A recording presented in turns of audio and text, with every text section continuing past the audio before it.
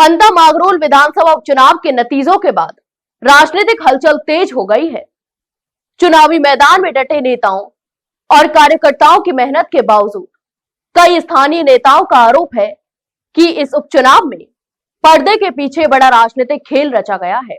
निशब्द भाई साहब कहते हुए कार्यकर्ताओं ने अपने दर्द को सामने रखा और दावा किया कि उनकी टीम ने पूरे दमखम, रणनीति और निष्ठा के साथ चुनाव लड़ा, लेकिन परिणामों ने कई सवाल खड़े कर दिए हैं। स्थानीय राजनीतिक कार्यकर्ताओं का कहना है कि पूरी टीम ने गांव ढाड़ी से लेकर शहरी क्षेत्रों तक चुनाव को मजबूती से लड़ा। हर बूथ स्तर पर कार्यकर्ताओं ने कड़ी मेहनत भी की, जनसंपर्क भी किया और लोगों तक उम्मीदवारों का संदेश भी पहुंचाया। लेकिन नतीजों से ऐसा प्रतीत होता है कि चुनाव मैदान सिर्फ दो उम्मीदवारों के बीच का संघर्ष नहीं था, बल्कि इसके पीछे बड़े नेताओं द्वारा रचा गया रणनीतिक मोड़ भी मौजूद था।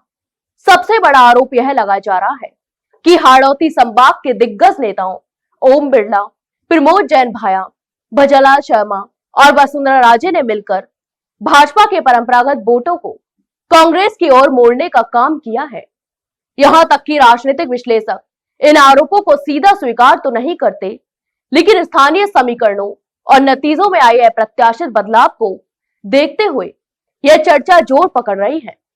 यहां तक कि स्थानीय नेताओं का दावा है कि किसान समाज से जुड़े मोरपाल सुमन और नरेश मीणा को लेकर एक राजनीतिक षड्यंत्र रचा गया, जिसके चलते उन्हें वास्तविक समर्थन वोटों का नुकसान उठाना पड़ा।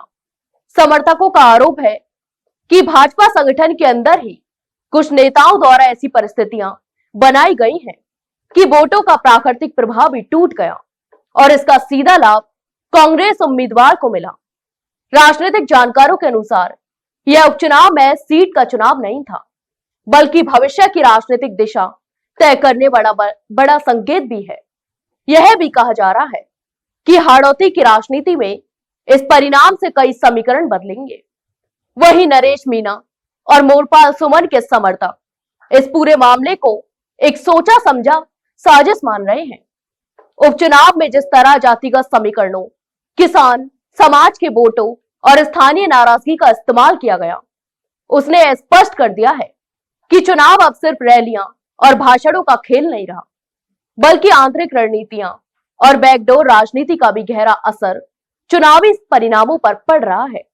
नतीजों के बाद सोशल मीडिया पर भी यह चर्चा जोरों पर है कि उपचुनाव के मंच पर दिखने वाली राजनीतिक एकता असल में एक बड़ी रणनीति थी, जिसने अंतिम क्षणों में स्थिति को पूरी तरह से बदल दिया।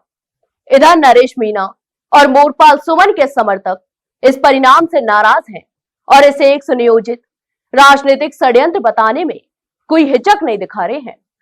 अभी तक दोनों नेताओं की ओर से आधिकारिक बयान सामने नहीं आया है, लेकिन टीम और समर्थक साफ कह रहे हैं कि यह लड़ाई खत्म नहीं हुई है, अब असली संघर्ष आगे दिखाई देगा।